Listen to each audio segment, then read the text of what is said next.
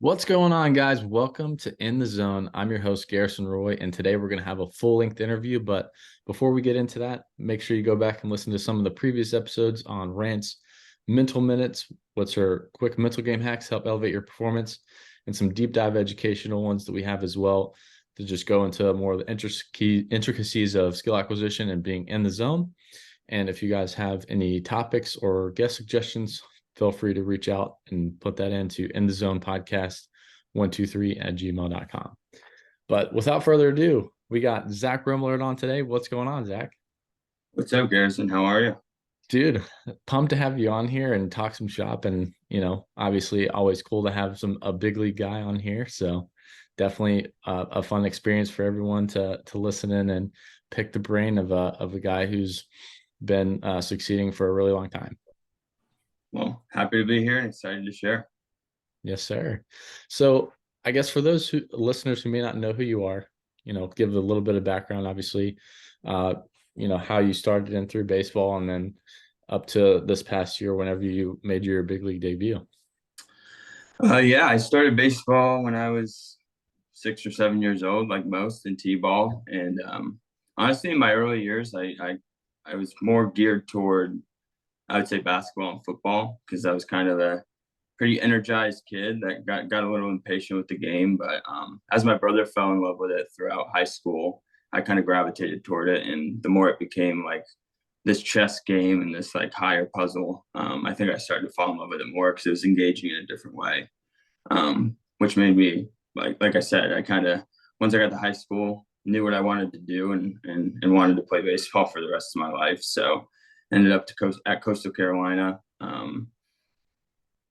4 years there, won the national championship my senior year, was able to get drafted, and been with the White Sox ever since. I spent about 8 years in the minor leagues, and yeah, after some persistence and some don't quit, we ended up in the big leagues this year. So yeah, it was a really cool experience, and I think it's the next step in the new chapter of this journey, and I'm very grateful for it all. And I think without mentioning God and my faith, it'd be wrong for you to do that because there's no way I would have lasted this journey and taken all these steps without really being grounded in what I believe in most. So, Oh, absolutely, man. And the game of baseball is also a game of failure.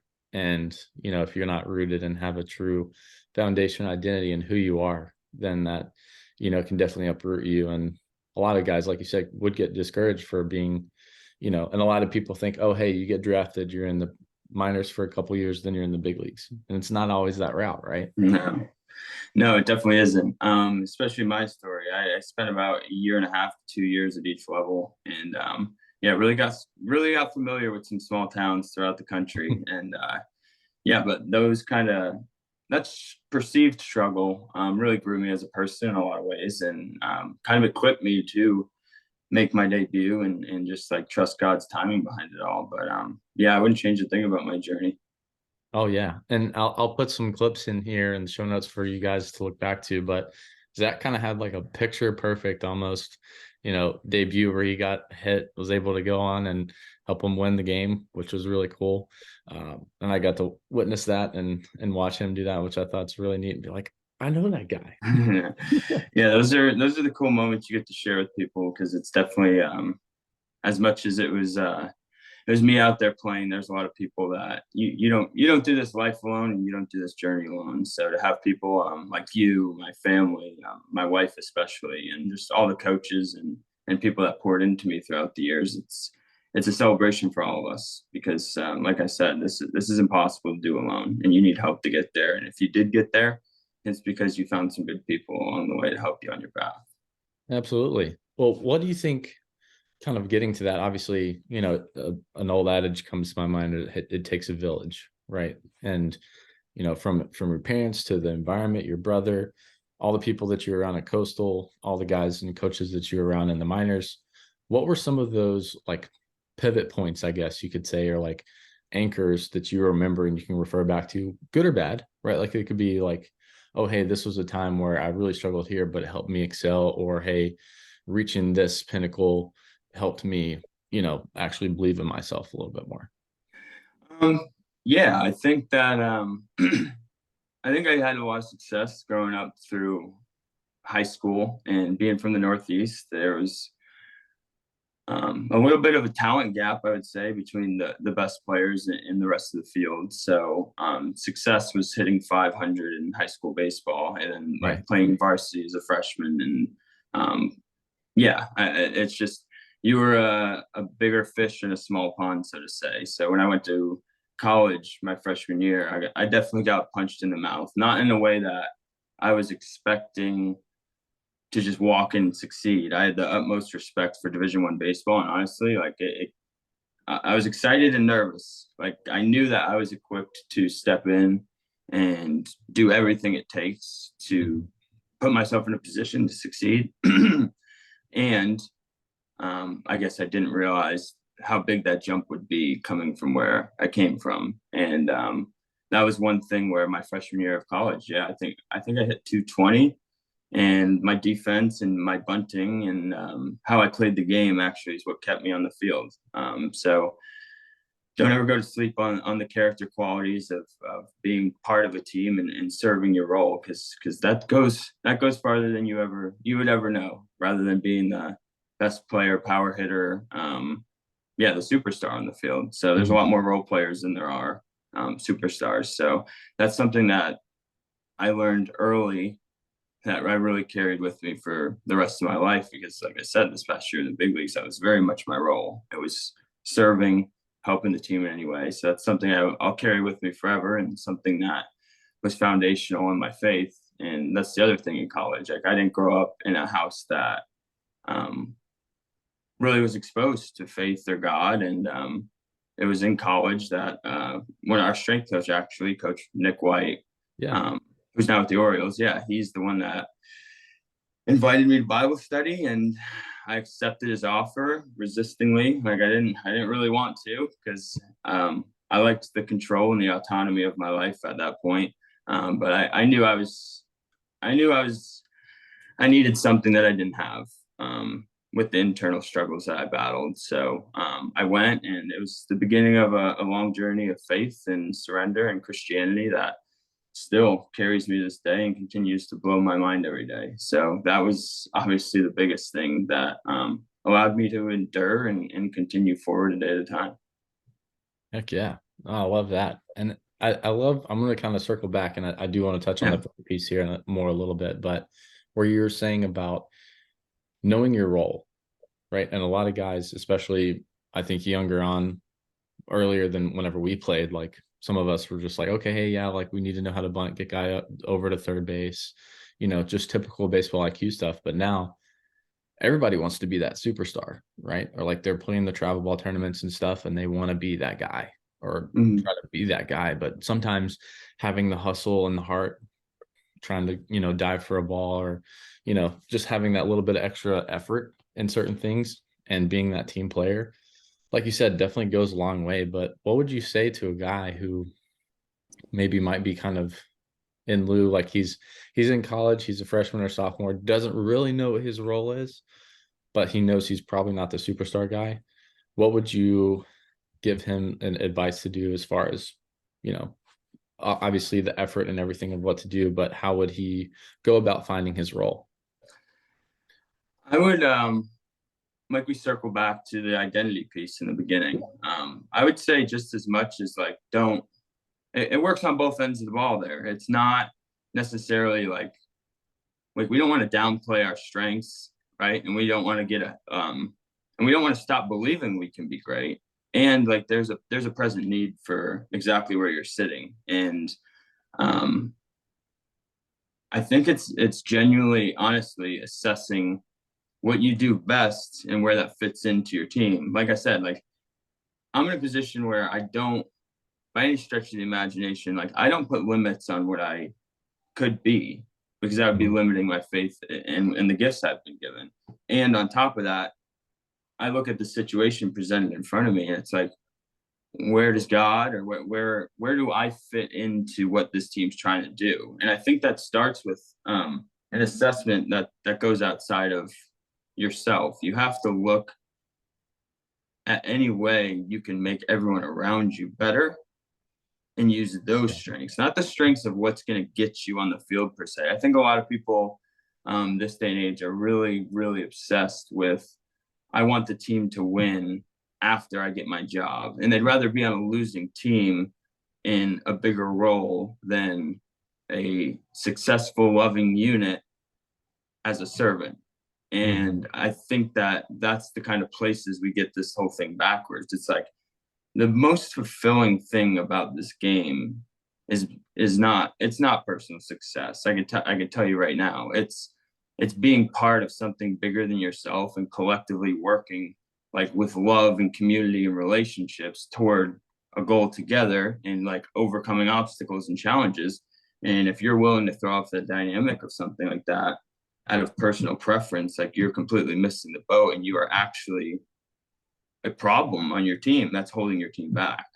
Yeah, it could So develop to being a cancer on the team for yeah, sure. Yeah. absolutely. And even like I said, if it's not noticeably negative, if you're not giving your gifts to the team that you've been blessed with, you're also holding the team back, and no one else can see that because you could be benefiting those around you, and you're not because you're focused on what you want from the team rather than what you can do to help the team. And that's honestly, as hard as it is, it's helping the guy pushing right behind you or the guy right in front of you get better. Like if you have something that's going to help someone on the team get better, like that's your obligation. Your obligation is to make everyone around you the best player they can be, the best person they could be. So it's not at the expense of your life and your career, but like your goal can't be longevity, me, what can I get from this game? It has to be like, what kind of fulfillment and joy can I get in this present game? Because we're not even guaranteed tomorrow.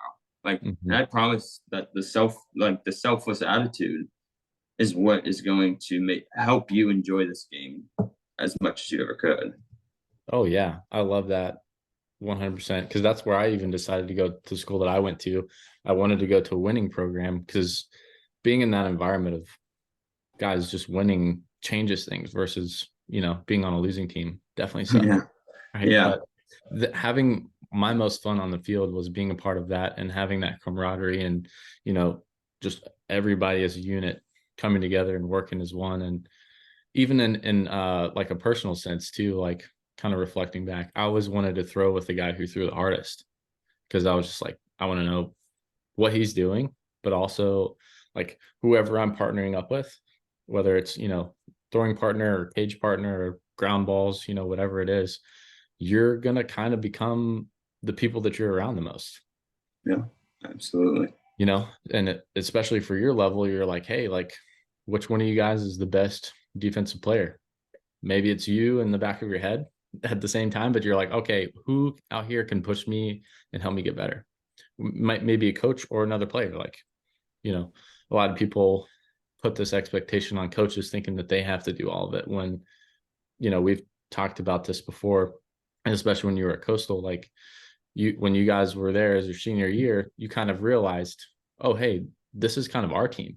Like the coaches can only help us so much, but we do also have to take ownership in that and make sure that we're putting our best foot forward too.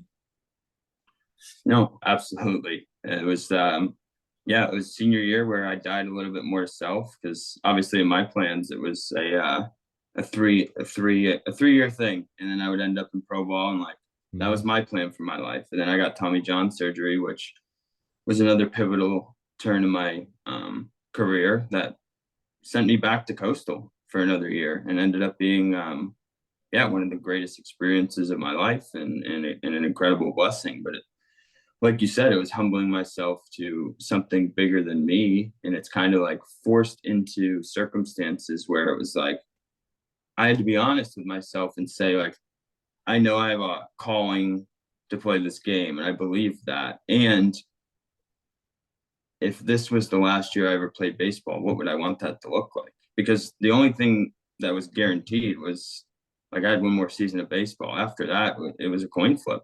So it's like, this might be my last opportunity playing this game and lacing up. And did I fully believe that? No, but did I live my life that way? Yeah. And me living that life, like I didn't take a practice a day for granted. Like I loved every second of being at practice, at the field, like being around the team. Like I didn't really want to do much else. And Mhm. it was that year that like, yeah, set me free and like helped me step into a new version of myself where like the servant role player as a freshman ended up hitting 350 with 19 homers and like helping lead a team to a national championship. And it's like I don't make that jump without me learning how to be a servant, because when you get like the best leaders, once they step into the full um peak version of themselves in that system or society, it's like the servant leadership stays the same. Like Mhm.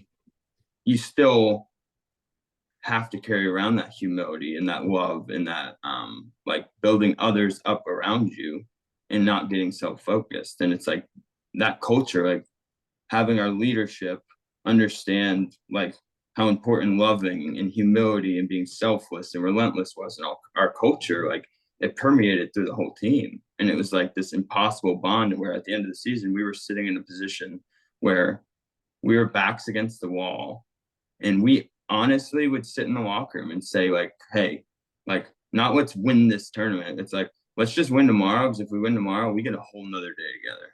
And like after this season ends, this group of people will never be in the same room again for the rest of our lives. No matter how hard we try, someone won't be there. Like this is the last time we'll all be together again. So we played one day, one game at a time, not letting anything stand in our way. That we're gonna have one more day together, no matter what that looked like. Until, like I said, on the last day we won the championship. Which is awesome. And I don't know if any of you guys watched that, but the very last out when the guy, I forgot his name, came in to close, the Yeah, first thing Alex he did, Cunningham. yeah, Cunningham, that's right. First thing he did, he looked over to the dugout and he just pumped his chest and he just looked out and you could tell it was a brotherhood team. Yeah, Like you love to see that. It was yeah.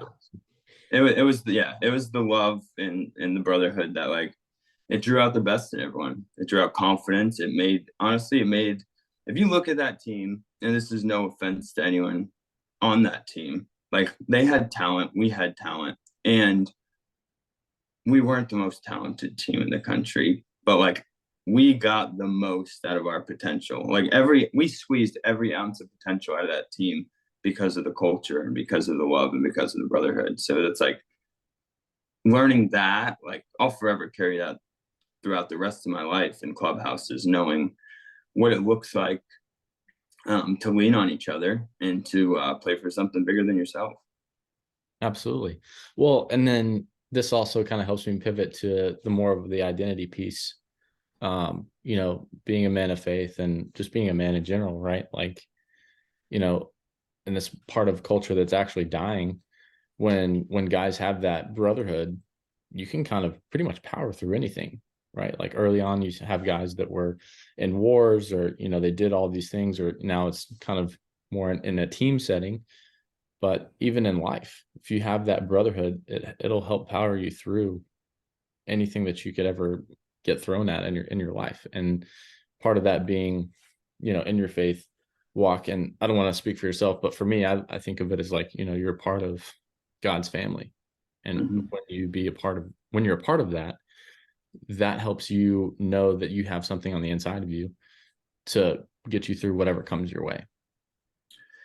Yeah, absolutely. I mean, having a community of brothers or whatever that looks like, it really does help persevere, because it doesn't like, as much as your personal relationship with God is crucial, like the cross runs both ways. Like it's love God Mhm. with all your heart and like love your neighbor as yourself. And it's like that community like holds its purpose, because you can't do this in isolation. You can't do this without your brothers. And like there's a place where like God's exemplified, his love on earth is exemplified through our love of each other. So it's like we hold on to these things, we battle these things, but like when you find, and anyone will tell you, I know a lot of people that think like, what good's it gonna do for me to share like my deepest pains? It's like, well, I would challenge you to find out, like find someone you trust, a safe space, like a brother in Christ, and like and share those things that you're carrying around, and like you'll see real life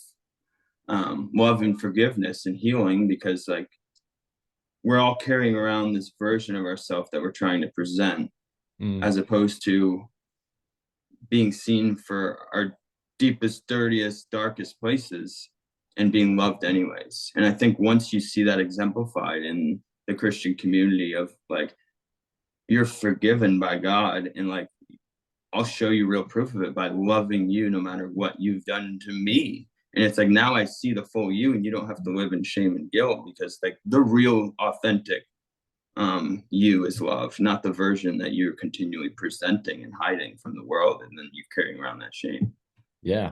Not the Instagram version that you're putting everybody up to see. Right. No, absolutely. That's kind of where the transformation begins. Like true Christianity begins in and just like open up your heart and being vulnerable and like being there for other people and like sharing, like, because your struggles, like whatever struggle you go through, I promise that like there's thousands of people battling a similar struggle, and like you holding that to yourself is allowing them to suffer in silence rather than seeing you as an example of like what God has for you, to allow them to like release something like that. So it's like, as much as community is important in baseball, like community will set you free in life, way more important than in baseball. This game's a game that we get to experience the gifts God gave us, and we get to Mhm. have it as a vocation and a platform to bring brothers home. But that's what it is. Like at the end of the day, winning's great, but if winning's more important than loving, molding, and developing kids and relationships in the locker room, like you've missed the boat completely. And I couldn't even tell you enough that no champion, like I honestly, I think my dad has my World Series ring right now, but like I don't have that up on a shelf. Like all that experience is like etched into my heart, and that's all I need. Absolutely. Well, and like you said, it goes more than beyond just baseball, right? It's how you do one thing is how you should do everything in your entire life. You can't just compartmentalize it. Oh, I only do this in practice or only when it comes to baseball.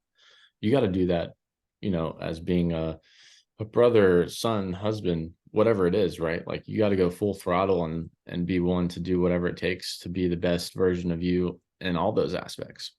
Yeah, I mean, I would also say if you're motivated to be the best player you can be, um, and you think that's something in the locker, or if that's something on the field, or something like that, like I would challenge you to say heal the person first. Like Mm, if you can heal the person, then you're going to take the best version of you to the field every day. But if you're like compartmentalizing and avoiding like that, as much as you think, that won't carry over. Like your joy and happiness on the field, like it shows, it's contagious. Like people feed off of energy and love, and if you are blocked in any way, like you're impacting the people around you, and you're impacting yourself. As much as there's physical adjustments to be made, I would say the most important thing is like you're obligated to bring the best version of yourself to the field every day, and that's by taking care of the person before the player. absolutely. Well, and that kind of goes down the little mental health rabbit holes and stuff like that. Yeah. And obviously with this being called end zone, we wouldn't be able to go into that. But what helps you outside of that? Because I think that was a great place to start, is like take care of the person first, and then everything else kind of falls into place. But what are some of those things, obviously don't want to get too personal, but you're starting with you're starting with that, you know, Christ-centered relationship and who you are and identity in him, and then how that trickles down through everything else and through your routines. So what does that look like for you? Yeah, like you said, everything, like there's nothing, everything flows through God. That doesn't mean I'm perfect. I fall short, and I lean on him for his grace. And but like yes, everything I do needs to flow through him. On top of that, like I've been called to, like I go to therapy once a week. I take care of I try to make sure I'm taking care of the person. I prioritize my marriage. I spend time at home. I'm working on establishing a good relationship with rest, because that's something that I've avoided for a long time. And but as far as routine goes, I wake up every day and I get in the Word. I wake up at least an hour to 2 hours before anywhere I have to be. Honestly, even if it's 6 in the morning, I'm probably going to be up at 4:30 in the off season to read, because I think that's very important to start my day. It's a good time to get away from all the distractions too, and no one's Yeah. up I think calling that you. Yeah. I think we miss.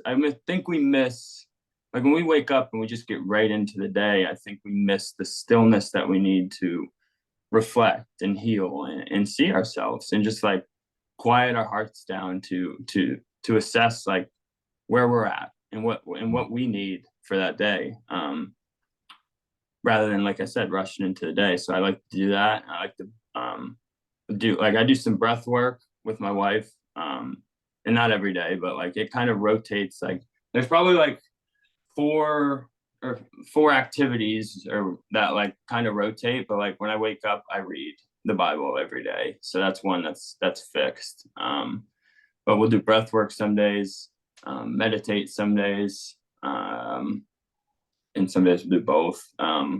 We go on walks in the morning, walk the dog, just having like these simple grounded like acts of worship for me, of like being grateful for what is in front of me, and being, I think it all kind of relates back to being like where your feet are, like not what I have to do today, not how I'm preparing for what I have to do today, but like addressing that there's a person sitting in this seat right now, and like there's not another worry in the world, and just like quieting all the noise. I think that's a crucial part of living life, and I think it's a crucial part of like that's something I do in season, um, to start my day and right before the game. Right before the game, I put white noise on if the locker room's loud, or something instrumental, something noise canceling, and yeah, I pray, and I also like spend time quieting my mind, listening, just so I can block out all the noise and just like,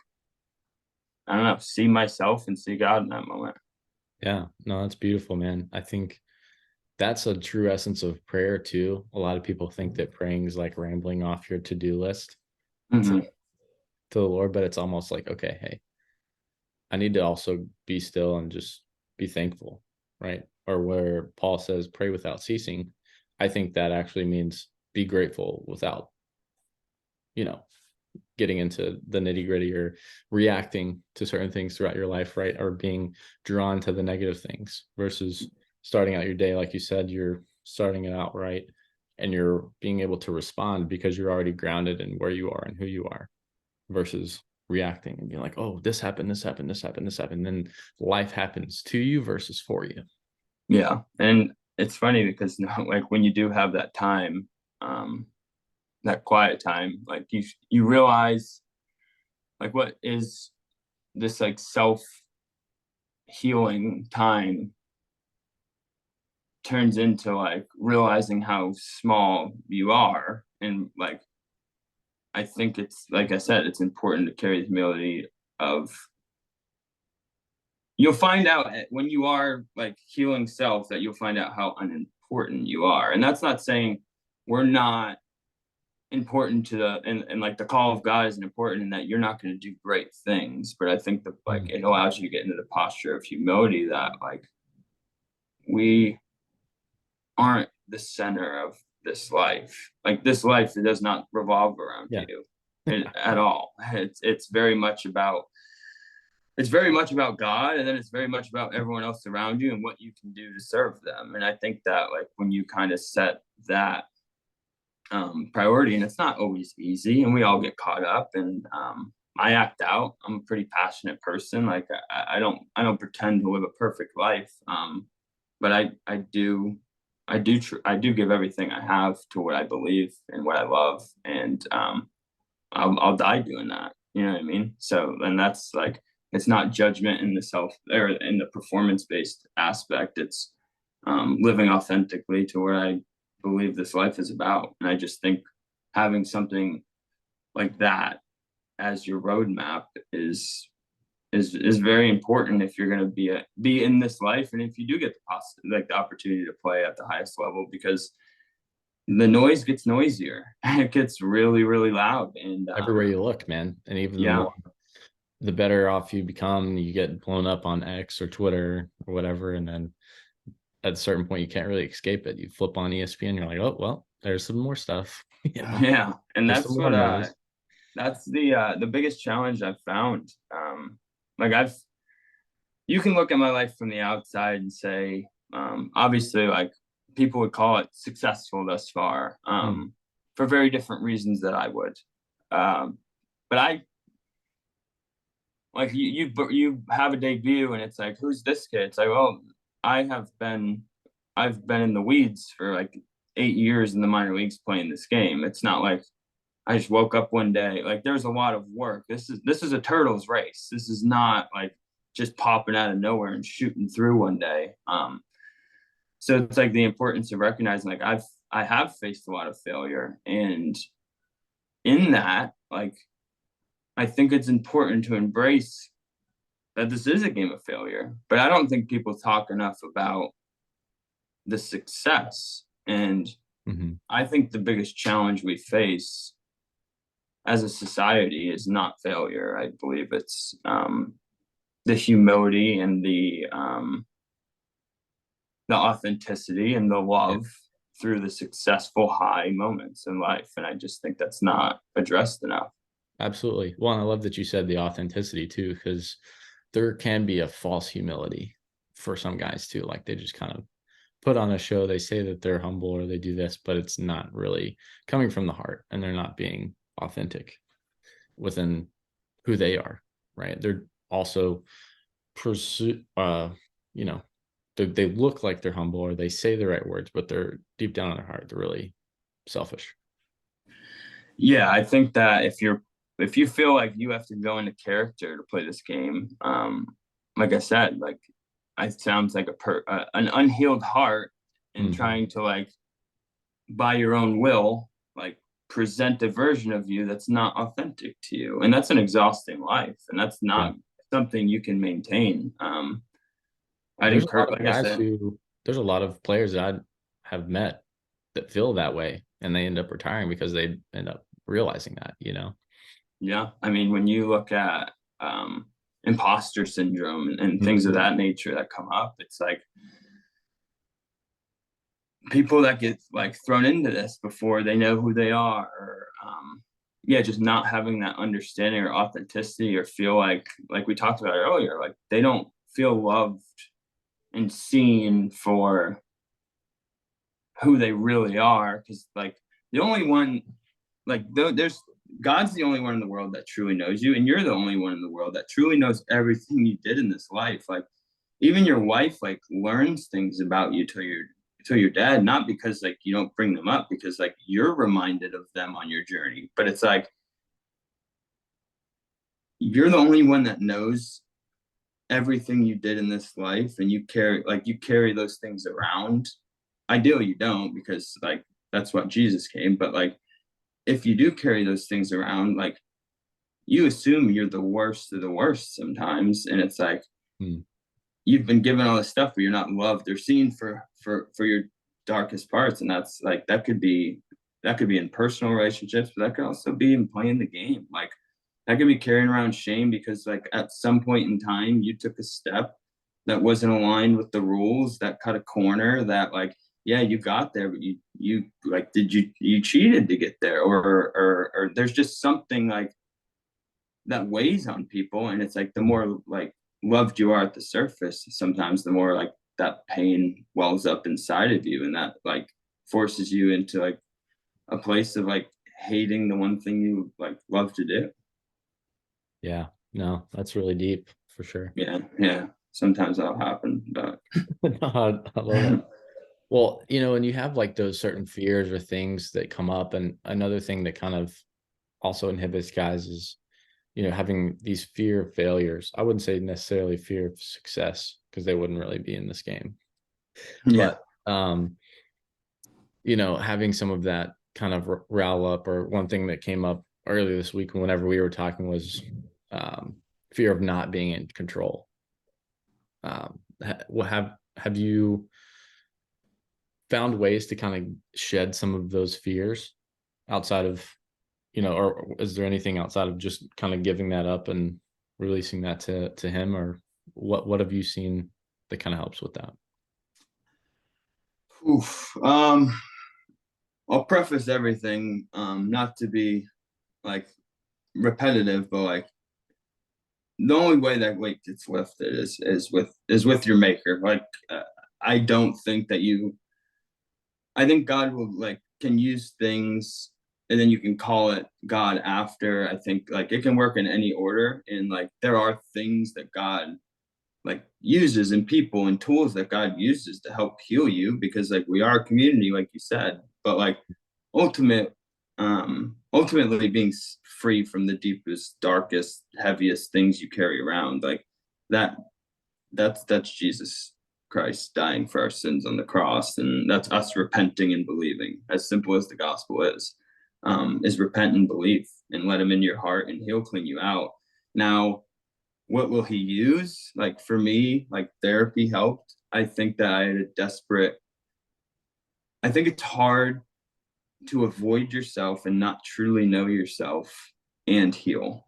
Like Mm, healing isn't necessarily an accident, and things do heal by the grace of God, like on their own occasionally without us ever having to really dive in, I'm sure. But like for me, control was my deepest rooted sin. Like it was the hardest in my life was and it is the hardest thing I deal with mhm, because um yeah, I had a plan for my life. I knew what I was going to do. I called it a calling that God put on my life once I met God, and but I always believed it since I was a kid, and I think that like God still works in us, and we can recognize God in us, even without relationship with Him. And yeah, looking back, like I had a plan. I knew I was going to throw 90 miles an hour by senior year of high school across the diamond. I was going to get drafted out of high school. I was going to go play Division I baseball. I was going to get drafted after 3 years, and I was going to play Major League Baseball. Like, and if you asked me when I was 10 years old, I would have told you like that's what I'm going to do. And I had teachers that asked me like, so you're just gonna play baseball for the rest of your life? And I would look them dead in the eyes and I'd be like, yeah, like that's what I'm gonna do. And yeah, like was that God? Yes. Was I a very ignorant, prideful, selfish young man that got a lot of it backwards? Yes, yeah. absolutely. But he What used was that to take you down this he path. knew, yeah, he knew he knew that the game of baseball was going to be my God for a long time, and he allowed it to be, and he allowed me to have success in order to take me to a place where I battled the whole way. I looked at it as like God was dragging me by the collar, and he wasn't going to let me go. Like he loved me, had a plan for me, and like he was going to like pave the path for me, even if I thought it was me, even if I thought it was me the whole way.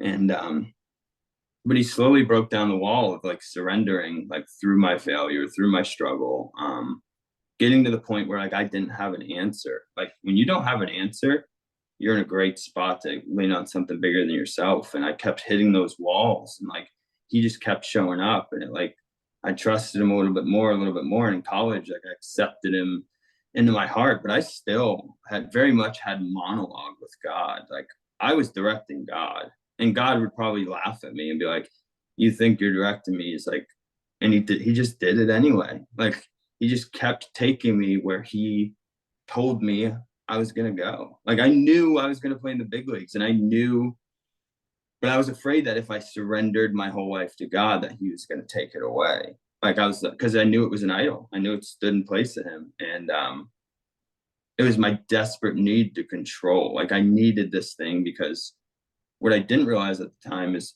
I thought it was gonna heal me. I Mm, thought the big leagues was going to be the thing that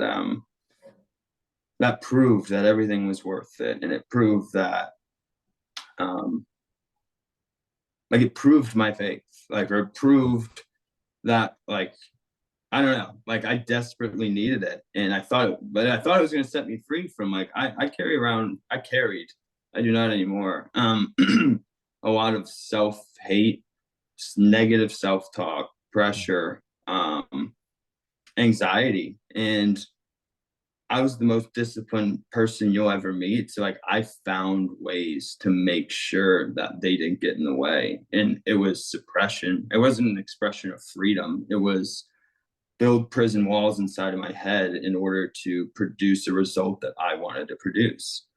And the walls got so deep that like, yeah, I love playing baseball, and there are moments of just like seeing God's blessings throughout the minor leagues of like, wow, like God is so good. Um, but that's just what it was. It was receiving his gifts and then letting him fall into the background immediately after. And I found myself in the same cycle, like from high A to, or from low A to high A to double A to triple A. It was like, I would get this new fresh start of like, wow, gratitude, life. And then like 3 weeks in, I would choke it out by being like, all right, I'm taking over again. Like I'm going, like, I know what I got to do. And I find myself like loving this game, but wishing I loved this game. Like I didn't know any, like I couldn't be anyone else, but the full expression of who I was, which, or who I am, is like dedicated, hardworking, and like like coaches would be like, the way you approach the game, like, and it was like, yeah, like everyone sees this good thing in me, and why do I feel like I'm a prisoner to it? Why do I hate it? Hmm. And why do I wish I could just be free from having to work hard? Like I have, like, and I couldn't stop. Even if I was in the, it wasn't for anyone else. Like even if I was in the cages by myself, like I would stay there for hours without anyone knowing, by myself, because it was so important to me. But what I didn't realize, like it was driven out of fear. Like I thought that was going to give me some semblance of control, like this equation of like this plus this will equal this. And the whole time it was like I was a prisoner to it. Like baseball was my idol, and I was a prisoner to this game. So the thing I loved the most held me captive for the longest. Wow. And I got to the point this year where I got to the big leagues, and that was the end of my plan. I was like, I want to have a 10-year career. That's always been my goal, but I never got.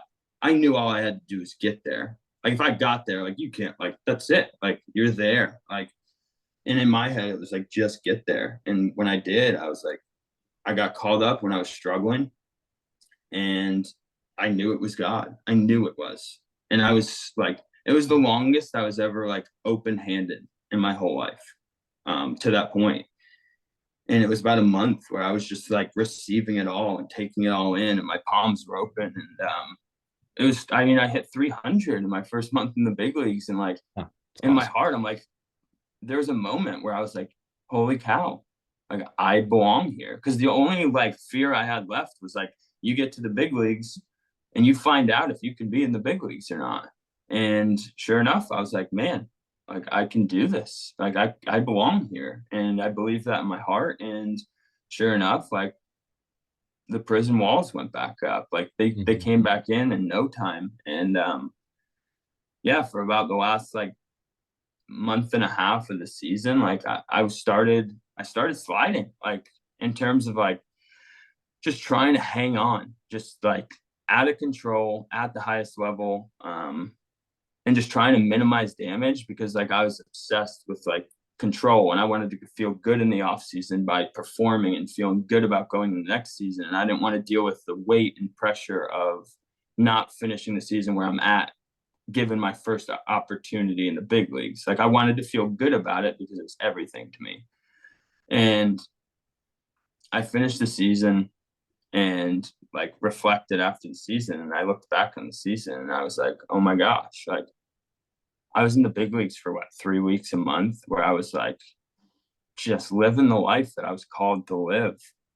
And like I said, it's the longest I ever stayed there. I always choke out success with my own control. And it was at that point, like I hit my knees and prayed to God, and I said, like, I don't want to do this anymore. Like, not in a way that I didn't want to play baseball, but I did know that I didn't want to live the way I was living ever Yeah, you didn't again. want to keep going down that cycle of you Yeah. taking control. And Yeah. as funny as it sounds, it's almost like when you see someone swing you're analyzing it, coaches see it, right? Or even anything athletic. You see when guys are forcing it, or like muscling up is a term that you see all the time, right? But then you see the ones where there's just freedom, looseness, and that's where the magic happens. When you have that freedom, when you have that, lack of sense of force, like Yeah. just pure, brute force, or willing it into existence. Mm-hmm. Right. And so, yeah, no, I mean, I'm sure everyone can relate to that in multiple parts of their life. Whenever you personally try to take over and you are almost kind of in a way taking the reins off of God and be like, hey, you know what? I got this. Mm-hmm. And then you don't give it back to him. It's like, hey, you got me here. I have the talent. You've given me this talent to help me stay here. But this is where, you want me, and I'll stay here as long as you want me to, versus trying to take over, or not to kind of take over too much here, but, circling back to the part where you were talking about healing, like, yeah, part of it is you're just kind of needing to sit there, and kind of relating it to Tommy John back whenever you had that, right? Like, there's certain things that were out of your control where you just time will help heal it, but you also had to do your part by going to rehab and doing all the things to help you get back to 100%. So it's kind of a twofold thing there where, hey, through this process, we have to do our part, but then there's also other things that are out of our control too. And we have to just kind of let that go and release that. Yeah. And that's where, like I said, I hit my knees and said, like, I don't want to play baseball if I like, and I found his freedom at the end of myself. And it's like, now I feel like it's a rejuvenated part. And that's where the control thing comes in. It's like, I don't need control Mm. because my identity is no longer in this game. I think that if you have an identity in this game and you think that you need to be something or do something to feel something or be a certain way, or this is going to unlock something for you, like I ran the race, man. Like, and God handed it to me.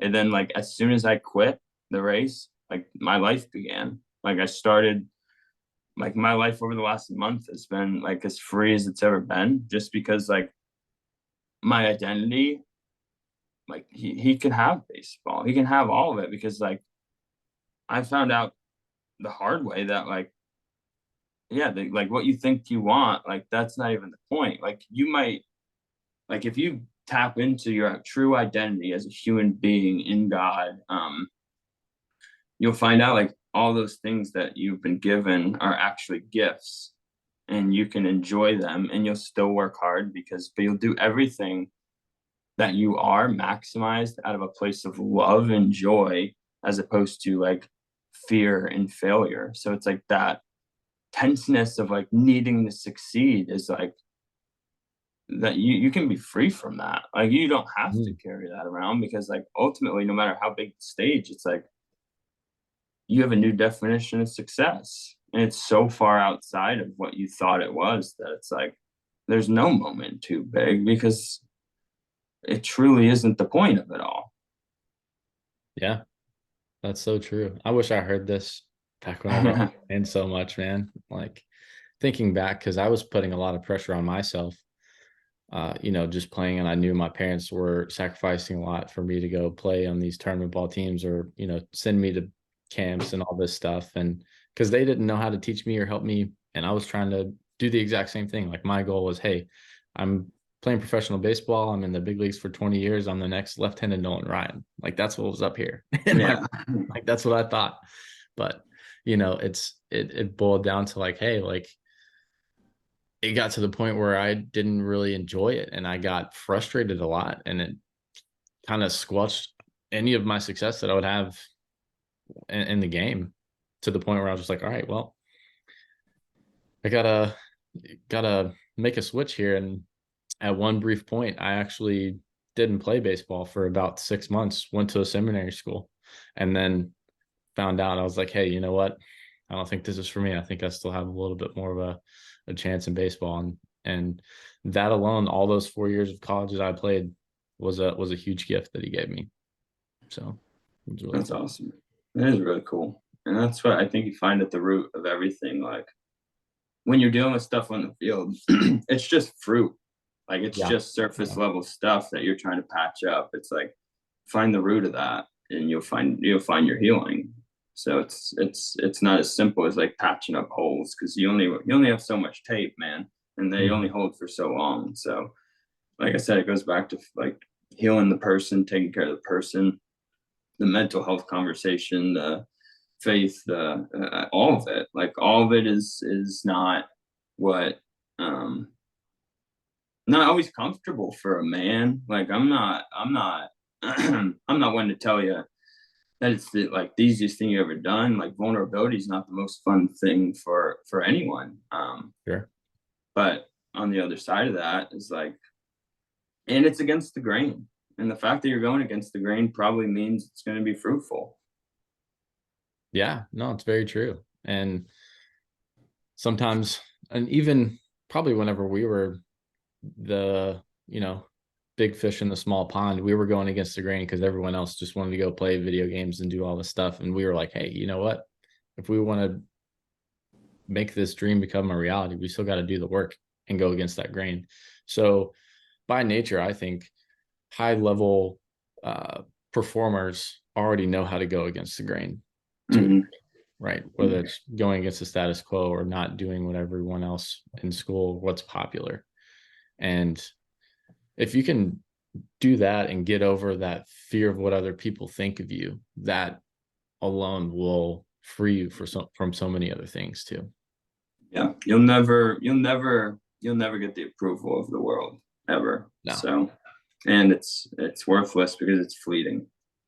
You have people in the same thread hit you with a DM that you're the best player in the world, and then the next message they sent after your worst game is like, you don't know what you like. You've never played this game in your life. Like you're the worst player I've ever seen. That's like in the same all thread. The hecklers, right? Yeah, it's all just alcoholed up and just and it's just like one of those things where it's like, yeah, like you can have all the like it's all fleeting. It's all just so worldly, and it's just not the point. Like the point is like connecting to that person. Like it's about the people, and it's about bringing some like using your vocation to bring some sort of like joy that transcends like performance. And like I said, God might use performance. Like he might make you the best player on the team. Like, do I know where I'm going to end up? No, but am I going to do everything I have as if I'm serving him? So like if I'm playing baseball, yeah, you better believe I'm going to give it everything I have. And sometimes I'm probably going to get too wrapped up in it. And I'm going to have to step back and slow down. But like in my heart, I believe the sky's the limit. But also like, don't get me wrong, like at the end of the day, success, like not worldly success, but like kingdom success is the most important thing. So I think that perspective really like it does set you free. It does. It really does. Love it. Awesome. I think that's a great point to kind of wrap up, Zach. I don't know about you, but that's all I got for you, my man. Well, this is your show, so I'm just yeah. Great. Appreciate you coming on. And I know a lot of other guys who are listening here will be following along in your rest of your career and life too. So seeing how things are unfolding for you and what God does in your life, man. But if anybody wanted to get a hold of you or kind of talk shop and maybe even just kind of share their faith, how would you want them to get a hold of you? Yeah, I mean, if you want to reach out to me, you can go through. I'm not on Twitter. I have a Twitter right now, but it's deleted off my phone. But I do get around in the Instagram DMs once in a while, especially in the off season. In season, I'm probably out of there. That's probably but yeah, I have an Instagram, and then honestly, like I have an email too. If you want to share my email, it's just Zack Remillard, ZACH Remillard at 07@gmail.com. And I mean, yeah, I'd love to hear from anyone. Yeah. Share your successes, or even if you want to, reach out and be like, hey, I'm struggling with this, and listen to the podcast and it resonated with you and need someone to help talk you through it. We're both here for you. So yeah. Appreciate you all tuning in. If you know someone who needs to hear this episode, please share it. We don't do ads or sponsorships or monetize this in any way. So feel free to hit that share button and stay in the zone.